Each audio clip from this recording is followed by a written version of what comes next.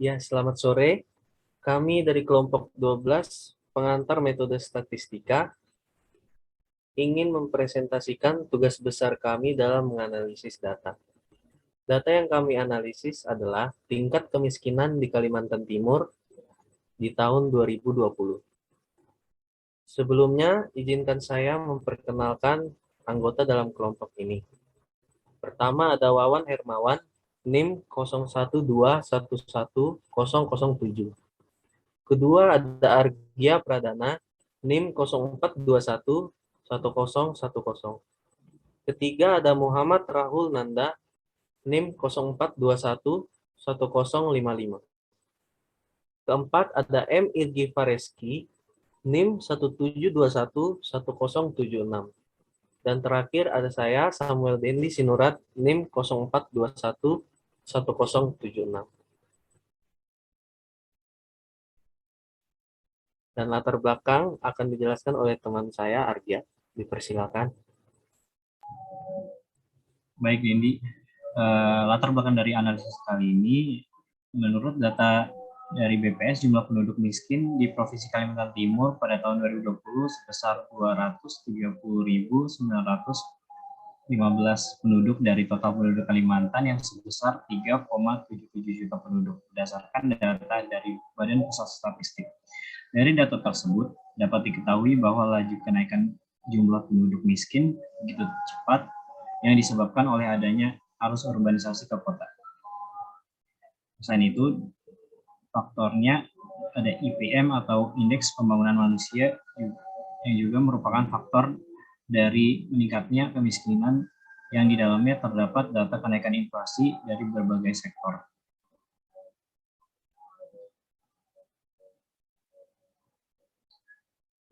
Rumusan masalah pada analisis kali ini, yang pertama, bagaimana statistika deskripsi dari data analisis tingkat kemiskinan di Kalimantan Timur pada tahun 2020.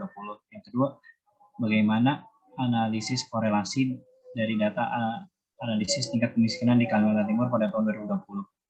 Yang ketiga, bagaimana model regresi linear berganda yang digunakan dalam memprediksi kenaikan atau penurunan dari data analisis tingkat kemiskinan di Kalimantan Timur pada tahun 2020.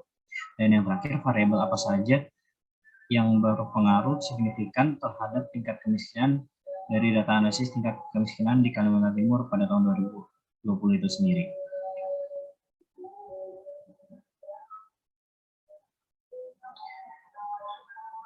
Lanjut ke tujuan.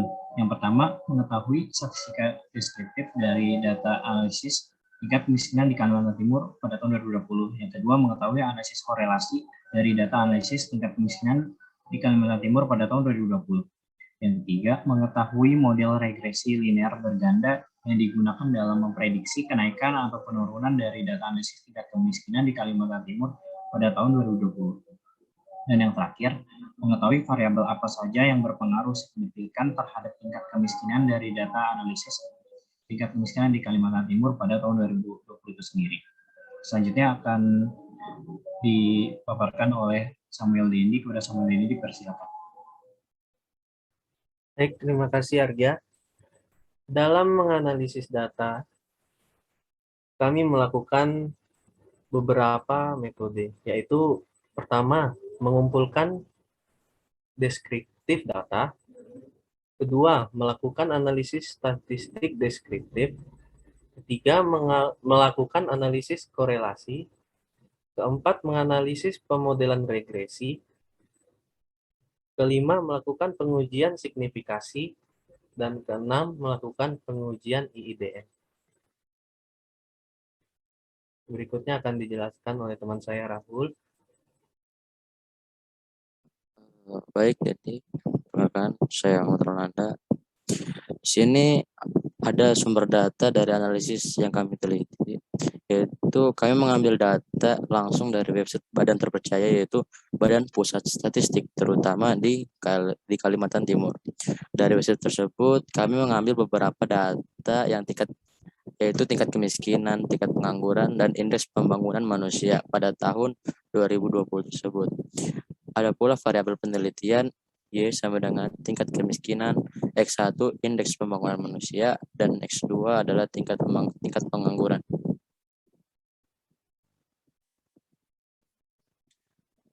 Dan ada pula deskripsi data yang kami dapat dari analisis data kami, yaitu berupa tabel seperti berikut.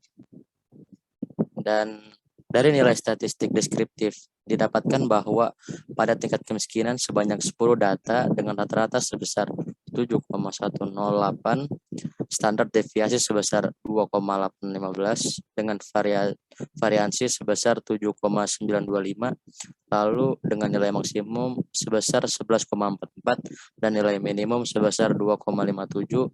Lalu pada indeks pembangunan manusia IPM sebanyak 10 data dengan rata-rata sebesar 0,349 dengan standar deviasi sebesar 0,2394 dengan variansi sebesar 0,057, lalu dengan nilai maksimum sebesar 0,73 dan nilai minimum sebesar 0,09. Selanjutnya, pada tingkat pengangguran dengan sebanyak 10 data didapatkan rata-rata sebesar 6,215 dengan standar deviasi sebesar 2,013 dengan variansi sebesar 4,51, lalu dengan nilai maksimum sebesar 9,46 dan nilai minimum sebesar 3,49. Dan ada pula analisis korelasi sebagai berikut. Dan inilah tabel yang kami dapat. Dari nilai statistik deskriptif yang didapatkan bahwa pada indeks pembangunan manusia dengan menguji korelasi antara tingkat kemiskinan variabel Y dengan indeks pembangunan manusia variabel X1 dan tingkat pengangguran variabel X2 yang masing-masing menggunakan nilai signifikasi sebesar 0,05 atau 5%. Dapat diketahui bahwa uji korelasi antara tingkat kemiskinan variabel Y dengan indeks pembangunan manusia variabel X1 didapatkan 0,909, di mana bersifat positif yang kuat atau memiliki hubungan yang kuat karena nilainya mendekati angka 1 dan memiliki hubungan signifikan karena p-value-nya 0,001 kurang dari 0,05. Sedangkan pada uji korelasi antara tingkat kemiskinan variabel Y dengan tingkat pengangguran variabel X2 didapatkan min 0,867 yang dimana bersifat negatif yang kuat atau memiliki hubungan yang kuat karena nilainya mendekati angka min 1 dan memiliki hubungan signifikan karena p-value-nya 0,001 kurang dari 0,05. Baik, akan dilanjutkan oleh teman saya. Pada analisis pemodelan regresi berganda, didapatkan hasil sebagai tabel. Berdasarkan model yang diperoleh, didapatkan bahwa setiap penambahan satu variabel X1 indeks pembangunan manusia, maka akan terjadi penambahan Y sebesar 7,01, artinya memiliki hubungan yang positif.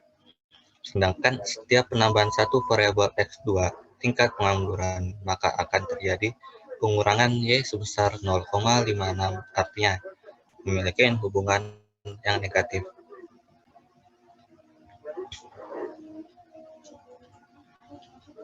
Uji signifikasi serentak, didapatkan hasil sebagai di tabel.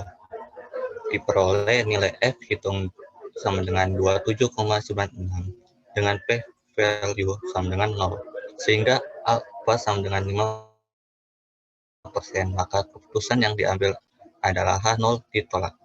Dengan kata lain, pada tingkat kepercayaan 95% variabel prediktor, indeks pembangunan manusia, dan tingkat pengangguran yang digunakan berpengaruh signifikan secara serentak terhadap variabel respon, tingkat kemiskinan.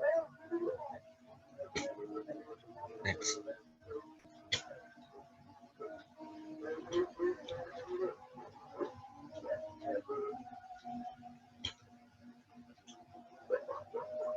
Uji signifikasi parsial, didapatkan hasil sebagai di tabel. Dari uji signifikasi parsial disimpulkan bahwa tingkat kemiskinan memiliki nilai p-value 0,014 lebih kecil dari alfa 0,05, sehingga keputusan tolak H0 yang artinya terdapat hubungan signifikan antara tingkat kemiskinan dengan model. Selanjutnya, pada indeks pembangunan manusia memiliki p-value 0,022 kurang dari alfa 0,05 sehingga keputusan tolak H0 yang artinya terdapat hubungan signifikan antara indeks pembangunan dan model.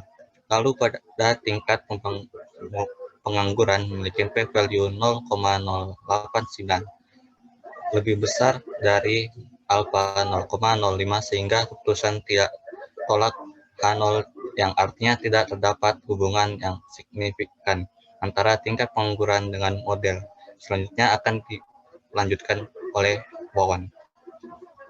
Oke, selanjutnya kita akan menganalisis data dengan pengujian IIDN atau identik, individual, dan distribusi normal. Pertama, identik. Seperti yang terlihat pada layar, ada sebuah grafik versus fit, yang dimana plot-plotnya itu tidak membentuk pola, atau plot residualnya menyebar secara acak. Maka dapat disimpulkan bahwa residual hasil analisis regresi telah memenuhi asumsi identik dalam varian. Selanjutnya, independen. Pada grafik yang ada di layar, yaitu grafik versus order, di situ terdapat plot-plotnya menyebar atau tidak membentuk suatu pola. Artinya, bersifat independen. Selanjutnya, di sini terdapat distribusi normal. Pada probability plot of residual, di situ terdapat p-value sebesar 0,150. Jika dibandingkan dengan alfa sebesar 0,05, maka pengujian distribusi normal telah memenuhi.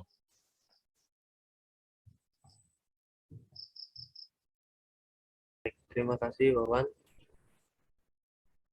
Dari analisis data yang telah kami lakukan, yaitu analisis tingkat kemiskinan, kami memberi kesimpulan bahwa pertama, statistika deskriptif menunjukkan bahwa rata-rata dari data Y, yaitu tingkat kemiskinan, adalah 7,108.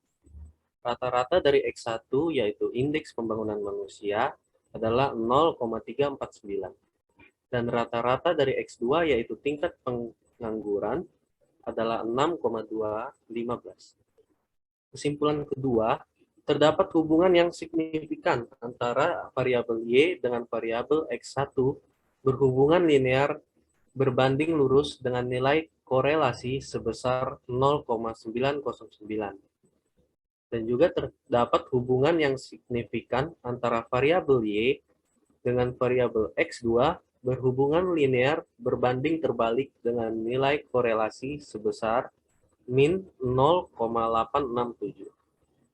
Dan dalam kesimpulan ketiga, berdasarkan analisis regresi untuk intercept, didapatkan koefisien regresi sebesar 8,14, dan untuk indeks pembangunan manusia, yaitu X1, didapatkan koefisien regresi sebesar 7,01. Untuk tingkat pengangguran, yaitu X2, didapatkan koefisien regresi sebesar min 0,56. Sehingga dari data di atas dapat diketahui nilai dari masing-masing intercept didapatkan model regresi sebagai berikut, yaitu Y estimate sama dengan 8,14 ditambah 7,01 X1 dikurang 0,56 X2. Dan kesimpulan terakhir, variabel yang berpengaruh signifikan terhadap tingkat kemiskinan adalah indeks pembangunan manusia dan tingkat pengangguran. Sekian presentasi analisis data kami. Mohon maaf jika ada kekurangan. Terima kasih.